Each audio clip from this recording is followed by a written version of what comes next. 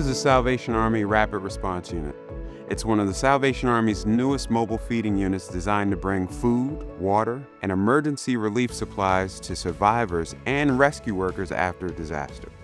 My name is Alan. I am the Canteen manager, and I can't wait to show you how to use this unit properly and safely. But first, we have to get to the most important part. That's the people.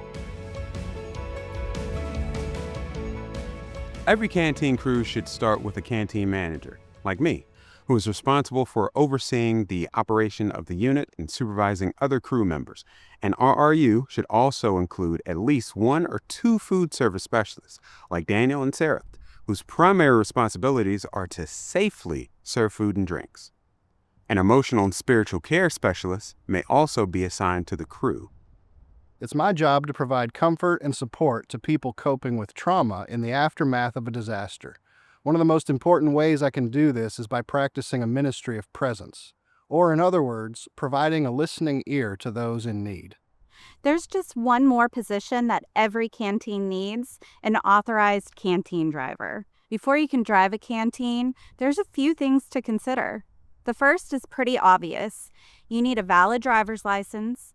Second, be sure you are comfortable driving a large vehicle. And let's be honest, this is a really big truck. And finally, and most importantly, you must be on the Salvation Army's approved driver's list. That's super important.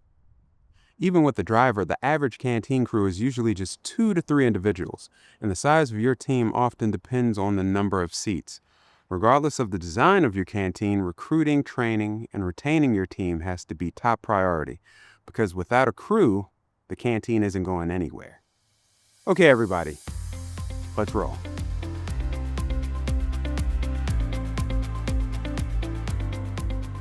Whether responding to local emergency or deploying to a catastrophic disaster event, the most important question the canteen manager needs to ask themselves is, where are we getting our food? Remember, your RRU is a food delivery unit. It can't cook, but it should be able to serve up to 1,500 meals a day. You're going to need to get your food from elsewhere. There are 3 general options for meals.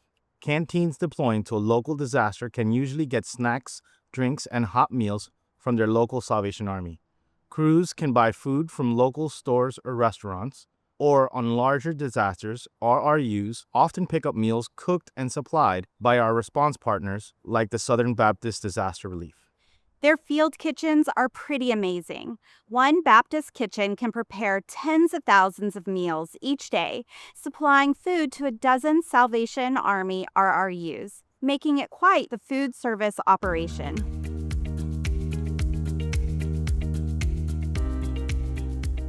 When it comes to loading your canteen, each side of an RRU opens to provide access to storage compartments or serving areas. The compartments on the driver's side is for food. These roll-out shelves are specifically designed to hold insulated containers called cambros. Cambros keep your hot food hot and your cold food cold. Load your cambros onto these shelves, and if you plan to serve a lot of meals, you can use the RRU's extra compartments to hold more cambros. Lighter supplies like food containers, serving utensils, and paper products can be stored on the shelves above. The passenger side of the unit is set up to store and serve drinks and snacks. The coolers are perfect for keeping drinks cold on a hot day. It is best to pour ice over the drinks before you head out to your location so they are cold when you arrive. The RRU also has a rear storage compartment, which is great for holding additional supplies such as tables, chairs, and even a pop-up tent. It can also hold important emergency relief supplies, like food boxes, infant care kits, child comfort bags, and even cleanup kits. Remember, make sure all your supplies are securely loaded and that all compartment doors are closed and properly latched before starting your engine. Driving off with an open or unsecured door could be extremely dangerous. Let's head on to the service site.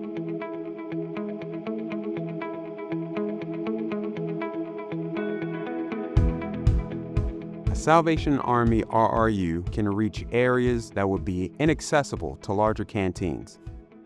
The RRU can spend the day roving impacted communities, or it can set up in one location for the day. Today, we're setting up a fixed feeding site in a parking lot. It's an ideal location because we are going to have a lot of space. In other instances, space will be much more limited, and you'll have to plan accordingly. Now it's time to get set up and serve, and there are a couple of ways to do this. First, you can serve directly off the canteen. Second, you can have a drive-through with workers taking meals from the canteen right to people's cars. Or, like today, you can set up a service area. To set up a service area, place tables alongside the RRU, ideally on the side with the Cambro shelves. Serve people cafeteria style, making sure that all your servers are properly dressed and following basic food safety practices. Wear gloves, a cap or a hairnet, frequently check food temperatures. Organize your service line logically, containers first, then food items, followed by utensils, condiments, and napkins. You can serve drinks from coolers or directly from the canteen. Your emotional and spiritual care specialist needs to be in a place where they can easily meet people. They can hand out drinks and talk to those waiting in line, or when the canteen is extremely busy, they can help by serving food. Now that we know how to provide food service, let's take a closer look at some of the special features of an RRU.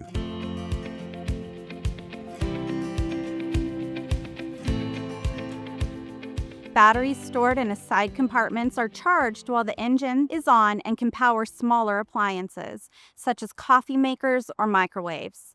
They also power several outlets for charging phones and other electronics.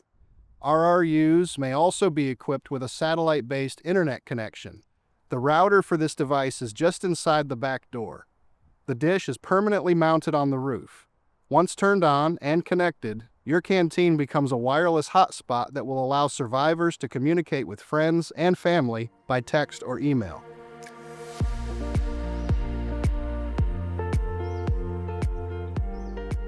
When food service is finished, you'll need to break down your service site.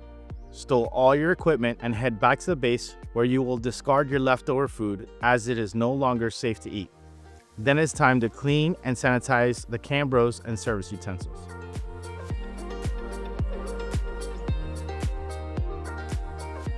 Even though you may be tired from a long day, there are some safety concerns you need to pay attention to before you start your engine. Do a walk around of your vehicle.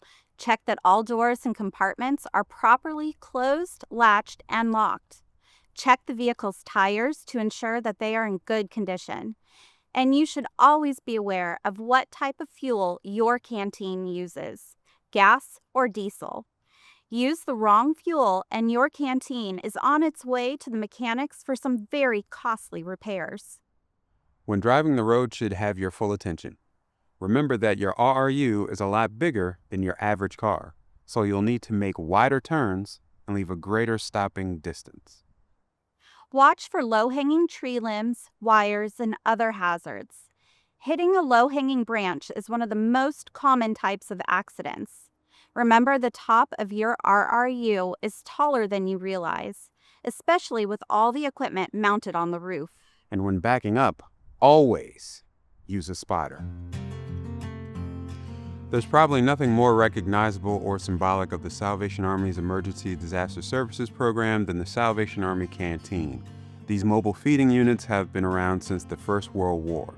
And while the modern Salvation Army Canteen may come in many shapes and sizes, all Salvation Army canteens have the same mission: to deliver hope and practical assistance to those in need.